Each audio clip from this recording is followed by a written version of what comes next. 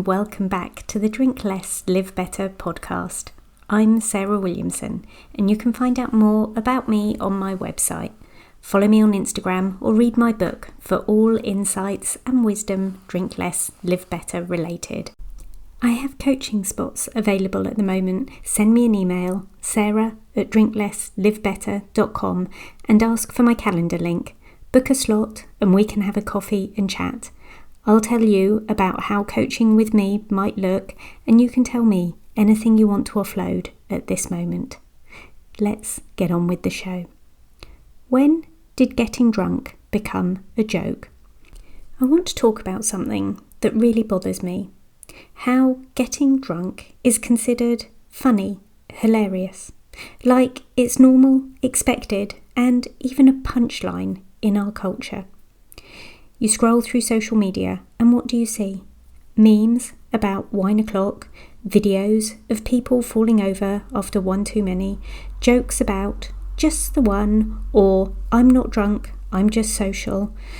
At first glance, this humour feels light-hearted, a way to laugh at ourselves and bond over shared experiences.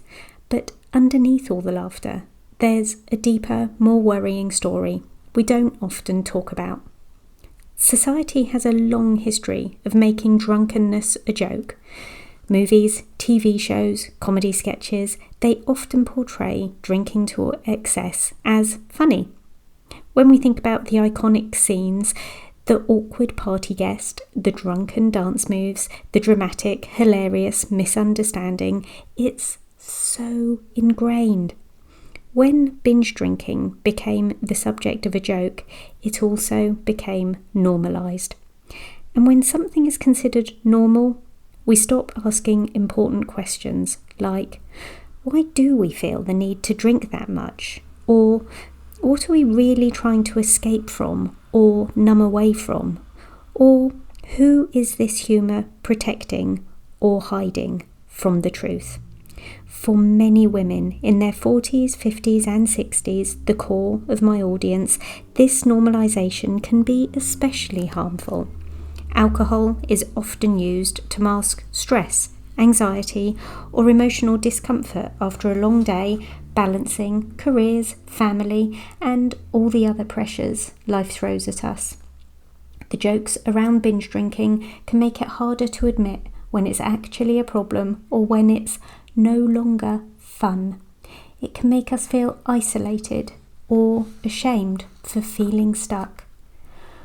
When drinking becomes a coping mechanism disguised as humour, it doesn't help us. It keeps us in a cycle of numbing and disconnection. So, what do we do then? How do we shift the narrative from it being funny to drink too much? How can we still enjoy connection, laughter and lightness, but without the underlying harm? I've got a few ideas. Number 1, let's be honest about why we drink. Acknowledge why we're using alcohol to escape stress or avoid feelings. It opens the door to healthier ways of managing those emotions if we can really see them for what they are. Number 2, perhaps we could redefine our humour around drinking. Instead of jokes about getting wasted, what if we shared stories about choosing something different or laughing over coffee with friends instead of cocktails? Number 3, we could create new rituals for connection. Light-hearted fun, moments don't have to revolve around alcohol. Movie nights, walks, dancing at home or calling a friend. These are joyful and fun things to do. Maybe it's time to stop with the wine memes and post a quote that celebrates sobriety or mindful choices instead. I say this as someone who used to be the worst at posting the 5 p.m. on a Friday meme, by the way. I've changed. Let's share a funny story about a time you didn't drink and still had a blast. Let's start a conversation with a friend about what you're really feeling. No punchlines needed. Remember, humour and lightness are vital. They bring us together and ease our burdens, but they don't need to come at the cost of our well-being. This episode isn't about shaming drinking or taking the fun out of life. Far from it, I hope. It's about recognising the story we tell ourselves and the culture around us, and choosing a story that serves our health, our relationships, and our feelings about ourselves.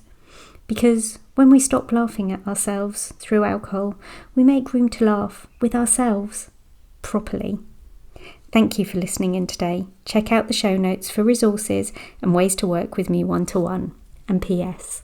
I believe in you.